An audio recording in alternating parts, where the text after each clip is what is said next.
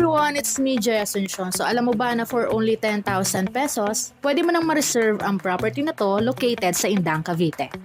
Tara!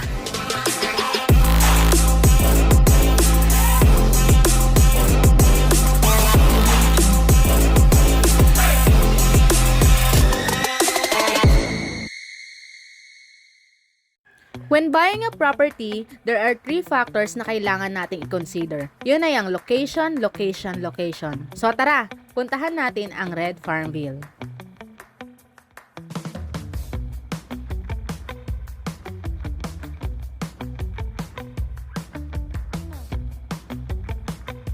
So guys, nandito na tayo sa loob ng Red Farmville Phase 2. So kung makikita nyo po, ay flat na flat po ang area. Ang total area po nito is 1.2 hectares or 10,200 square meter. So ayan po, meron tayong mga fruit-bearing trees katulad ng langka, meron din pong mga kamyas at niyog. So pag sinabi nating residential farm lot, is allowed po tayong magtayo ng bahay at taniman din po yung ating property.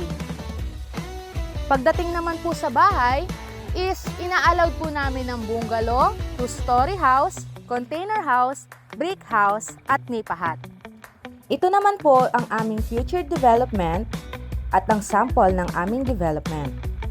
You can visit us at our office located at Buhos, Silang, Cavite or message me in the numbers above. Thank you and have a nice day!